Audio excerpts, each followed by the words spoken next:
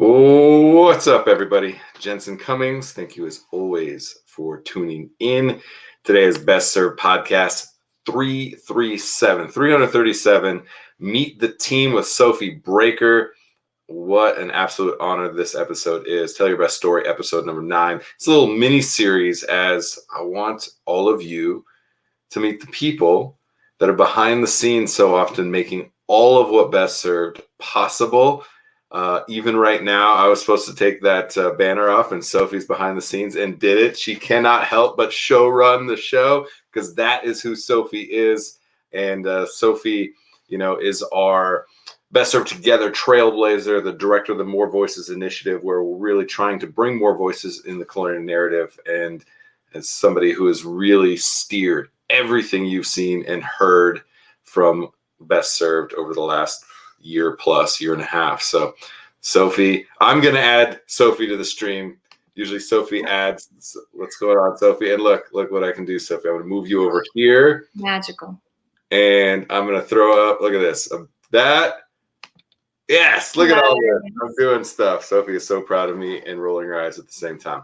The two of us have been quite the dynamic duo of running this show for so long. She did that. I didn't. No hands. For a year and a half, been figuring out how to do it, what it is that we do. And so I just wanted to thank you first and then introduce you to everybody because you are the one that makes so much of this work. And, I think some people who've watched the show for a long time, you've popped on here or there. You and I have talked before.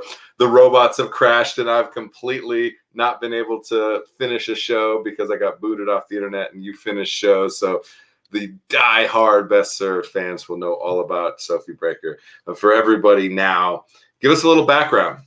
You got a little bit of footing in the industry. And so I'm interested, we'll touch on that a little bit, but, where are you from? What was the trajectory? What were you like as a kid? Give us any of the tidbits. I don't know. Cool. I'm going to switch these things now. Oh, yeah. Okay. Look at that. I'm from Colorado Springs. I was a military kid, so we ended up there after moving around a bunch. And I decided in high school that I wanted to be a baker, a pastry chef.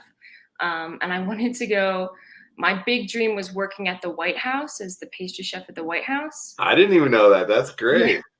I worked for a couple of places down in Colorado Springs, one in high school and one in the summer between college. I went to Johnson Wales University while it was still up here in Denver. And I learned kind of quickly that I wasn't going to be able to bake the way that I wanted to. I have a chronic illness that really limits my ability to stand for more than 8 hours, which in the industry is. I remember I used to sneak Cliff Bars into the walk-ins because, in my pants, because I would need to have a snack. Otherwise, I'd be so dizzy. Yeah. It was such a problem. And so I had already switched to media instead of a different major. And then I just kind of continued the switch over and got my media degree, but did quite a few, I almost finished the baking degree. I just had a few things left that I ended up not being able to do, which was heartbreaking, but then it ended up leading me here. It worked out. Somehow it worked out. And I think your love of baking is something that has played out in multiple ways in what we've done with Best Served. And so to give everyone a little bit of background, I think it's the alumni department or whatever it is that connects interns with Johnson & Wales. I had Johnson & Wales interns at my restaurants, in the kitchen, out front, in all kinds of different capacities. Also food science and nutrition with some of the fermentation stuff that I've done. And they reached out and said, we're trying to do these virtual internships. They didn't know what that meant. I didn't know what that meant. And I said, well, look, I'm doing this podcast thing right now. I don't know if there's something there. I'm just doing this Facebook Live podcast, video cast thing. And they connected me with you, right? Samantha Strom connected me with you. I was like, I don't know what we're doing. I'm just going live on Facebook. Maybe there's something here I don't know. And you sent me your information. And this is funny because we talked about with Corey. I never looked at Corey's resume. I never looked at your resume. I just looked at Corey's and listened to Corey's podcast. And you, at the bottom of your email, had a link to a blog. What's the blog called? Need to sleep. But it's spelled like need, how you need a bread. Need dough. It's adorable. And read a couple pieces on you just going to bakeries, right? And I was like, that's it. I don't care what your other background is. I just care that you're a communicator, you're a storyteller, and you care about telling stories about bakeries. That's all I needed to know. And I was like, let's do this, whatever this is. And we started working on Best Served. I totally am interested in those early days. You came on around episode of the video cast, maybe what, like 100? No, 60. It was Tahaji Cook. Taj Cook. Somewhere in the 60. Ming Tsai? Wait, no. It was before Ming Tsai. It was just before Ming Tsai. All right. We'll get the exact number. I don't know what it is. But early on, I had done like 60 of those. Plus, we had 37 of the audio exclusive podcasts that started all of this. And so, at least I was humming along a little bit. Still no idea what we were doing. We're on a platform called Be Live, right? Oh, that would cut out in the middle all the time. People would turn into robot voice. And so we would used to check you had a headphone on and you would check to make sure your sound sounded right. It was so bad. And all the time I'd have to reset and then it would disappear. I would disappear and then we'd start again, or I'd boot the guest off. They'd come back. So it's just early days. And we just started saying damn robots. Every time something goes wrong on our team with the technology, it's just the damn robots. And so those were those early days. I'm just interested, like, let everyone know, what was that like? Just jumping into this thing that now has turned into Best Served, early days. Well, I felt super duper lucky to have, I had no trajectory, and then COVID hit and I was living at my parents and I had no idea what I was going to do, and I had no jobs, and I had I thought I was going to go to grad school and then I didn't get in anywhere. I was like, wow, oh, you found this. I was in this class with Samantha Strom, and she had just had a conversation with me about making a digital website to show off my work. And then she emailed me later that night saying, I just heard from this chef. You should send him your stuff. And then I sent that email that night. You got back to me like 30 minutes later. And then it was like, let's go. Literally, like within the weekend, we had an interview. I did an audit of what was happening, and then I started on Monday. And that is how fast we move. That is no joke. This is how fast we do a lot of things.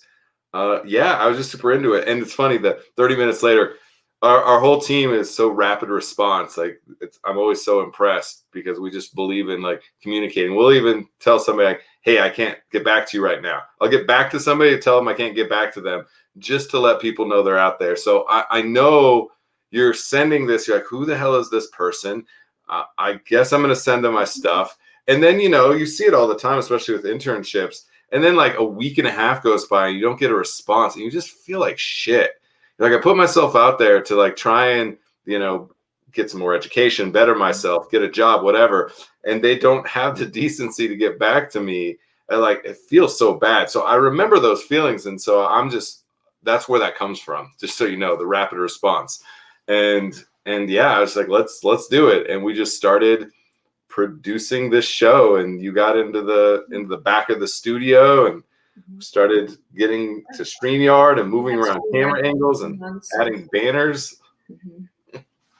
So timestamping and typing all the timestamps into Facebook. Timestamping, yes. Sarah Carpenter, who's now back working with us on the publishing side of the 86 challenge, saw some early episodes and said, can I do some like writing of these? And she did these top 5 takeaways, and you kind of ran with that, and we're doing the top 5 takeaways of shows.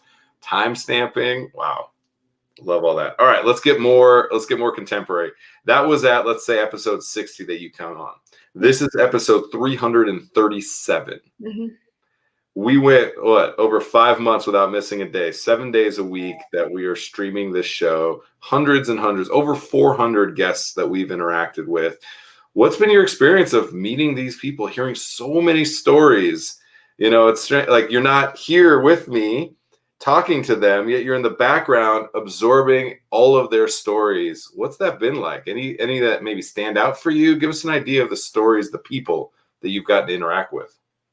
Yeah, I think I'm not as much of a talker, so it's honestly like so nice to just kind of absorb it. There's been so many things, just like when we do real estate, I've learned so many things across the board, P&Ls, like real estate stuff, food trucks, like you've gotten an MBA in restaurant just by show running this show. Yeah. Right. I mean, we went in the beginning, we didn't really have like any focal points. So we kind of just went all over, back and forth, school gardens, like just whoever would talk to us. So much I learned about beer that I was like, this still doesn't make me like beer, but it's cool to know. It was, and then slowly in October, we did Restaurant Marketing Week, which was really cool. I think that was when we started doing a little bit more focused stuff. And then we kept going down that road. And then we did all of the news with Doris and Ken, and then with not the news, Best Served New for everybody, which was a series we did to coach up young entrepreneurs, food entrepreneurs, restaurant entrepreneurs who've been open for a while or who are trying to open. So we did 3 of those. Definitely, let's make sure to link that up. Best Served New, Ken and Doris from Meta Asian Kitchen, Chingren Hugh from Look Who's Cooking, and Eric Davies from You Got It. Yes. And what's the new one? The Buzz Burgers has since started a second food truck. So that was a very cool series. Yeah, that got us a little more focused, a little more. That was 10 and 8-part series, so pretty in depth versus just like pop onto a show and get them out of here. So there's some recurring content. When I got to meet Ching, it was so amazing. It was like I know you because I sat in the back of every single episode and we've talked like 2 times, but you don't know me at all, which is so funny because sometimes you'll mention me and I don't think people believe that I'm actually back here, but I am. Right. But, I have to tell the guests when the guests and I are talking pre-show basically, and I can see your little like thumbnail down below, kind of in the production side of the studio. You're always giving me hand gestures. We have all these different hand signals. Wi-Fi. Yeah, so Wi-Fi. Sometimes when I'm rambling on, Sophie will be like, "Come on, let's go. Let them talk. Get to the next points." Lots of head nodding, lots of finger pointing. That's a good one. Yeah, so that makes sense. It's funny. So Sophie is behind reinforcing or getting me to move on with the topic. So you don't listen to it all the time. Yeah. Let's say, hey, Sophie, let's get that linked up. I'm not talking to my imaginary friend. This is Sophie, who will be linking up those comments, making sure that people are tagged in those episodes. And then I want to get kind of even more current. In May, we made a big shift in our approach, and we did Mental Health Awareness Month, and we did a whole campaign the entire month with over a dozen different collaborating entities, and we were doing clubhouses, articles, video casts, all kinds of content everywhere that people interact, Instagram takeovers. We were out there to communicate about this very important topic of mental health in the restaurant, food, beverage, hospitality industry. And that was amazing in and of itself. What it did for us is recognize our ability to, and yours especially, to organize the organizers, something we're getting known for very much so, and to be able to thread together, weave together all these different storylines, all these different narratives, all these different people's initiatives to kind of bring them to the table together to amplify their kind of cumulative messages. And so now that's a very big focus. That's what we realized we were built to do, is to create the infrastructure and framework where all those amazing stories, all those amazing people can kind of hang over the top of that. Mental Health Month, kind of what I mean, it was just you and I and Corey a little bit. Like that was wild that we actually got 4 weeks of content produced. What was that like? Well, the collaborators were really on top of it. And at the time I didn't think they were, but now I'm like, wow, they were so on top of it. I remember getting email threads about we are working with Hassel Vilas, and we're going to work with Laura and with Chow and with all these people. And I was like, what is this thing that we're doing? Like, we're just finishing new. Like, I don't understand what we're doing. And then we put together the summit, which I think was the first time we ever had. We had like 9 or 10 people in a StreamYard room talking about what they wanted to talk about. And we ended up being able to put together enough content for 4 weeks, each week based on something like tied together. You know, it wasn't just random. I mean, it was kind of, it was more focused than random. And then we brought in, Patrick Mulvaney from I Got Your Back Project and Mulvaney BNL out in Sacramento, an absolute leader in the space. Hassel Vilas from Not 9 to 5 Org, Aaron Boyle from Culinary Hospitality Outreach and Wellness, Laura, the Latin American recovery group that Angel and Tuto Taveras are doing so much on, Kat Kinsman from Food and Wine Magazine and Chefs with Issues. Follows me on Instagram now. I was like, oh. Kat Kinsman follows Sophie Braker on Instagram. Let's go. That's what I'm talking about. And we just brought all these people together. Zia Sheikh from Restaurant After Hours, Maria Campbell from Cooks Who Care. Just so many people were able to contribute in this way. And we just realized the power of bringing people together and our strength of, again, organizing the organizers and getting all of these groups together to be able to share in a way that no individual group can do on their own. And I think that was really motivating and powerful. And so now content campaigns is what you're mostly going to see from us. We focus on a topic, on something that's important to us, something that we think is interesting, something that we think will move the industry towards, a more equitable, profitable, sustainable model, core value of ours. And now we're talking about Blitz campaign. We call it the Blitz. We're everywhere for 4 weeks. And we're talking about 422 pieces of content across a dozen platforms with over a dozen collaborators and their distribution, from articles and memes and infographics and video casts, clubhouses, all of the things. It is a massive undertaking. And we're building so many. I mean, we didn't come up with that number. You were like, hey, we're going to do 400 pieces of content. Just like with the 86 challenge, you're like, hey, let's do 100 articles. And I was like, Yes. So we did 86 instead. We did 86 articles over 86 days, paying a writer $86. It flows much better than the 100 number. Yes, this is kind of what I do, everybody. I set a ridiculously lofty aspirational goal to try and change the game completely. Almost every day. Every day. We just had a conversation in a different team meeting where you said we were going to do 45 collaborators in a campaign. We're doing like 15 in a my face just.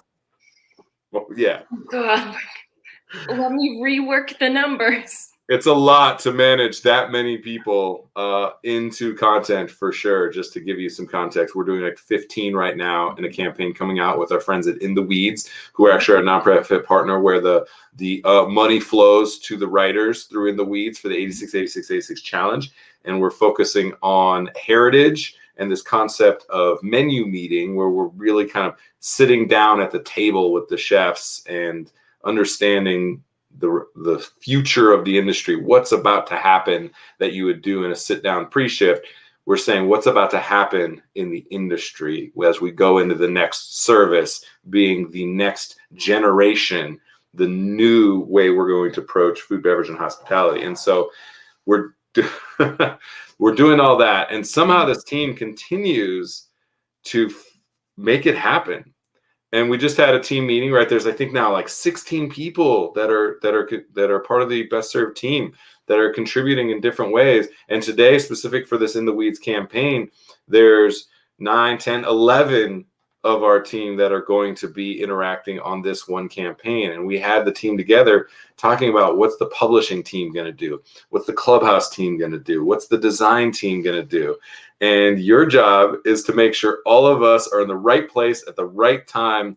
And that is a massive responsibility, because none of this happens if you're not able to puppeteer us, to hit and hurt us, and make sure we're no pressure at all. Sophie Braker is the single most important person in Best Served's ability to do what it does. There you go, Sophie. You have risen to that challenge time and time again. And so, you know, what are you most excited about, or what are you most petrified about with kind of what happens next for us in bringing massive amounts of people and stories to the forefront? It's funny because we were just on a different team meeting with Cali Barbecue and their team. On Clubhouse, yes. I think I came across in my talking as being,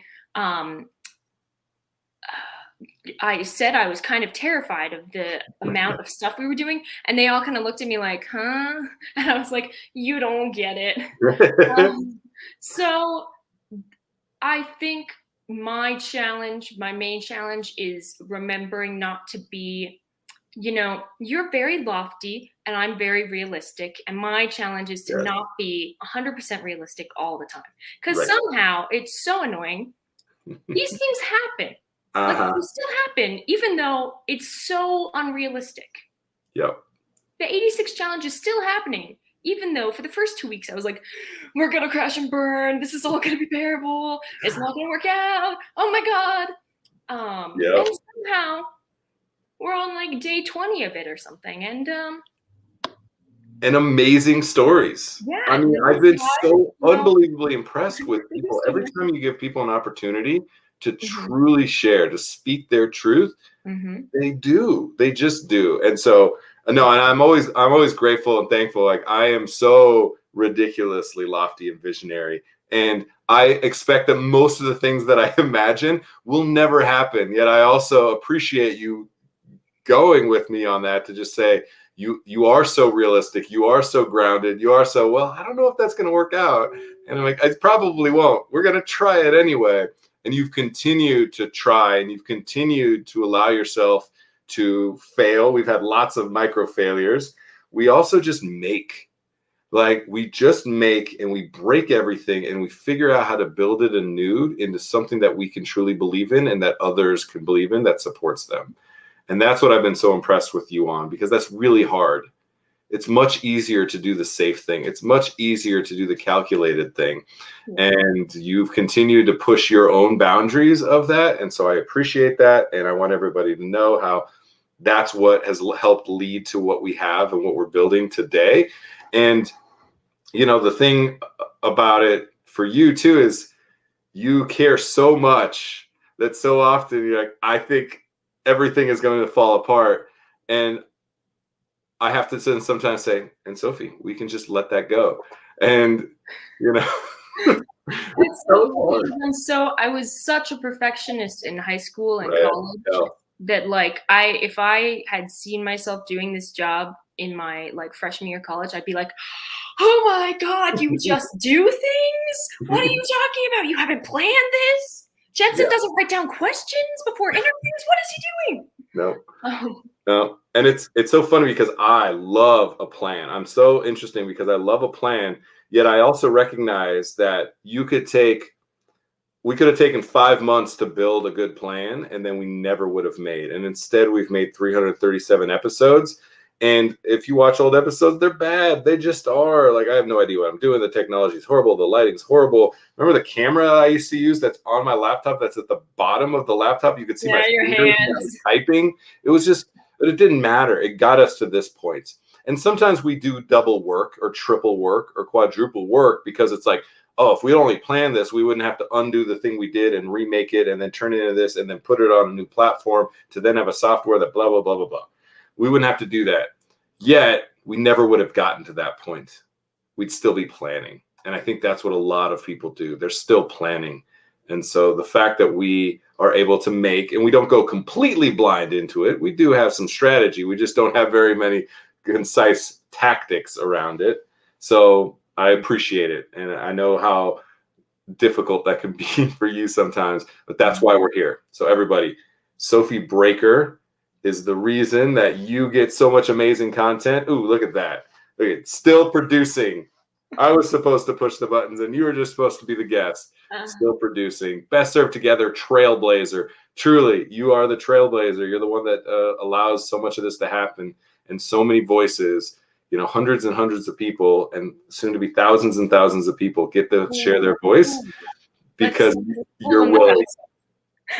100%, you are a big part of that because you're willing to push past your perfectionism, to push past your rational brain and do something that can actually change and affect people's lives. And I can't wait to see what we do next, Sophie. Yeah? Yeah. All right, everybody. Sophie Braker has got lots of work to do. We're going to get Sophie out of here now. And everybody, listen, meet the team. Best Served Podcast, episode 337. Tell your best story always. And Sophie is absolutely telling her best story and making sure that all of you get to tell your best story. And I'm truly grateful for the team that we have. Watch out for the Meet the Team series. I wanted to make sure that kind of our core team, the core four especially, got to be introduced to all of you. We're going to have way more people added to this because I think it's important for all of you to know the people that are behind the scenes, bringing your stories, your message, your work to the forefront, and that are absolutely the catalyst for our mission to amplify the worth and work of those who feed their community. That's it. Great episode. Appreciate you all. Cheers.